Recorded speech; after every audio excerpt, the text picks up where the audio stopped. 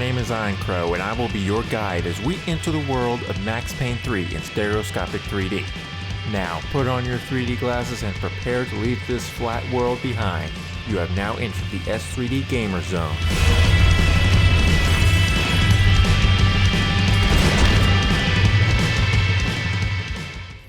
Everyone's favorite anti-hero, Max Payne, is back again, and he's more angst-ridden than ever. Rockstar has published all 3 games in the trilogy, but for the 3rd installment, they took over development duties from Remedy Entertainment. I'm guessing that Remedy was preoccupied with their most recent game, Alan Wake. Did Rockstar understand the heart and soul of Max Payne well enough to faithfully continue the saga? And for that matter, is Max Payne 3 Max Payne S3D? Let's dive in slow motion, of course, and let's find out. In preparation for the release of Max Payne 3, I had the benefit of a complete primer in the world of Max Payne. I went all the way back to the beginnings in 2001 and 2003, playing and completing Max Payne's 1 and 2. Not satisfied with investigative mediocrity, I went all the way and watched 2008's film adaptation eponymously titled Max Payne, starring Mark Wahlberg. The 2 games, oh excellent, but the film, it was never made as far as I'm concerned.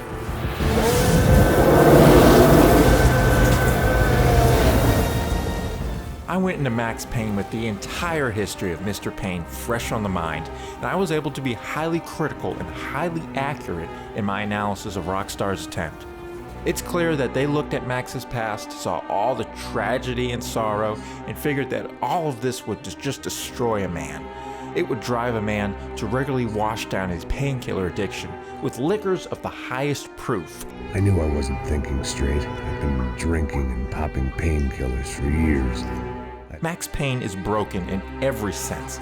He fails to protect his clients, but what remains of his humanity is a desire to see justice and fulfill his obligations. Despite caring not one bit for his own well-being, Max will go and turn the earth inside out to find righteous revenge. And that is what Max Payne does in his adventure in Brazil. At least I fucking tried!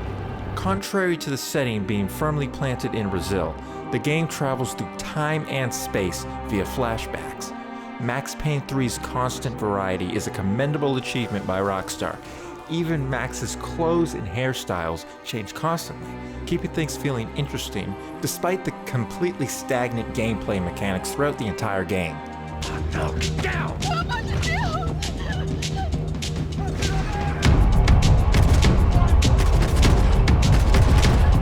Pulling off flashy bullet time kills is the staple element of the Max Payne series' gameplay, and while there's nothing new in that regard, it looks better than ever. The weapons are fairly mundane though. You've got your pistols, assault rifles, shotguns, at times sniper rifles, rocket launchers, and grenade launchers. There's nothing fantastic and out of the ordinary in the weapons roster, but the shooting feels great. Enemies react based upon where they're hit, so it feels like I'm really inflicting the maximum amount of injurious pain upon them. Sorry, you should have been expecting that a Max Payne pun based upon the name, which is itself a pun I might add, was coming at some point. Puns based upon puns. But can a pun be based upon another pun that was itself derived from a pun? Huh. Alright, so let's move on now to talk about the brand shiny new cover system. What modern third-person shooter doesn't have a cover system? Not very many in my experience. The first 2 Max Payne games had no sticky cover whatsoever. If you needed to hide, which you often did, you just stood behind a box or a doorway. And now that Max is older and wiser, he has played Gears of War and knows how to stick behind cover. Unfortunately, though, the beginnings of senility appear to have set in, and he doesn't know that he needs to be able to move from cover to cover smoothly and fluidly. You know, like every other third-person game that has absorbed the Gears of War effect. The cover system in Max Payne 3 is honestly pretty bad. As I alluded, you can't move between points of cover automatically. Many of the gun battles take place over very long distances, so you're basically sniping with a pistol or SMG most of the time, which is just really ridiculous.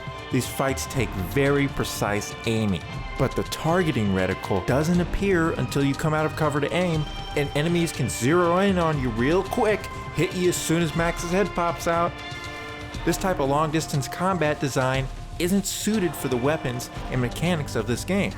I wish most fights would have been close quarters, which gives plenty of opportunity to do flashy and effective bullet time stunts. I found myself using bullet time mostly just to pop off difficult long-range shots before the other half a dozen goons wanting my ass dead could react and shoot at me. In the event that the goons get their way, there's a mechanic new to the Max Payne series but familiar to fans of Borderlands and Guild Wars 2. Should Max have at least one painkiller in reserve when he loses all health, Last Stand is activated and he has a short window to kill the man that killed him. I am not a huge fan of this. I didn't miss it at all when I did my second playthrough on old school difficulty, which requires you to use painkillers as health packs like in earlier games rather than as an auto Phoenix down. Max often looks like a retarded fool when he's in Last Stand mode and slowly contorts and turns to face his killer. Like this time here where I died, and Max is actually shooting the enemy by shooting himself through his own damn stomach. Rockstar has also added a pointless sprinting ability. Max moves, I don't know, maybe 10% faster when his apparently octogenarian legs start running. I'd rather dump the use of sprint button, get back to the old-fashioned jump button. Why on earth was jump removed?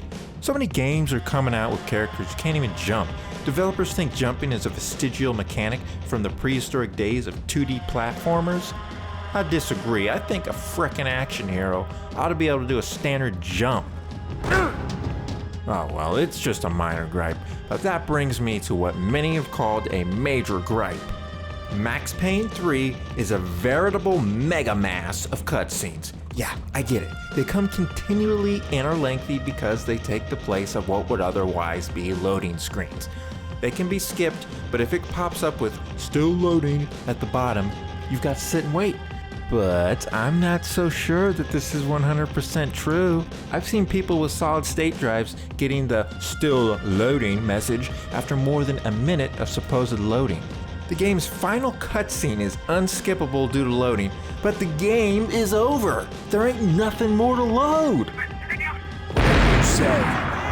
Moving on from less pleasurable topics, let's get to the S3D. Max Payne 3 was promised to support stereoscopic 3D rendering for the PC version, and Rockstar delivered with depth and a convergence options right there in the graphics menu. The graphics are detailed and stunning, requiring a beast of a video card. My GTX 570 was able to run the game nearly maxed out in 2D, but when I played in 3D, I had to turn the settings way down to keep the frame rate at least above 30 for smooth recordings.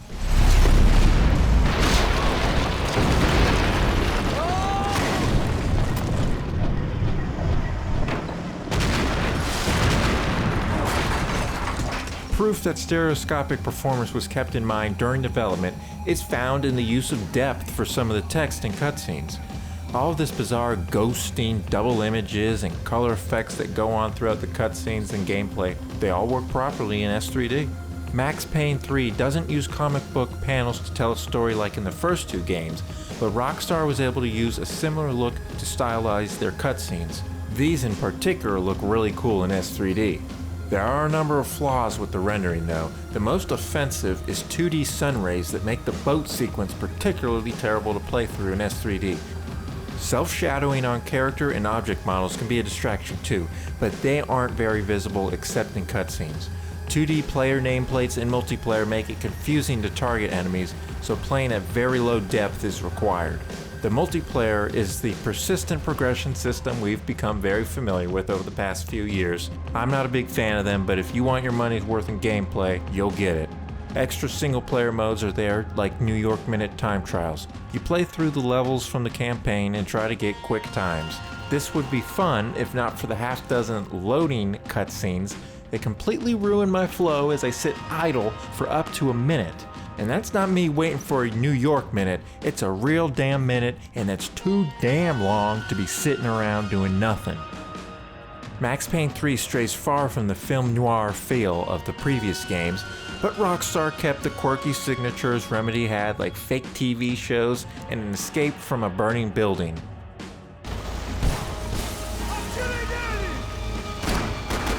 I wish the game had kept the experience closer to its predecessors rather than try to be Uncharted 4, but if you're going to emulate a game, Rockstar could have picked worse. Max Payne 3 is flawed, but I still found it very satisfying for me to play. I award it a 7.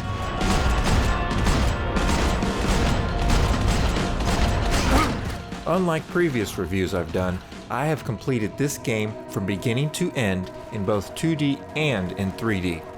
My honest impression is that the game doesn't gain an extraordinary amount extra from 3D other than the standard enhancement S3D gives to gaming experiences. The few rendering anomalies were irritating, but we stereoscopic gamers are used to flaws when playing in 3D. Nevertheless, developers and publishers looking to market their games as supporting 3D must not be content to release games with these type of problems. They would not let glaring issues go live if it affected 2D visuals, and they shouldn't for the 3D visuals either. Max Payne 3 earns an above average score of 7 for its stereoscopic performance and experience. As far as I'm concerned, that's well enough to earn the title of Max Payne S3D. GZ Max. My name is Eincrou, and I've been your S3DGamerZone guide through Max Payne 3. Join us for further stereoscopic 3D gaming excursions anytime at www.s3dgamerzone.com. We try to make the best 3D videos we can, and we'd appreciate hearing about your experience watching this review. Share with us if it was comfortable, or if you had troubles, and let us know what stereoscopic viewing method you used. Thank you for watching.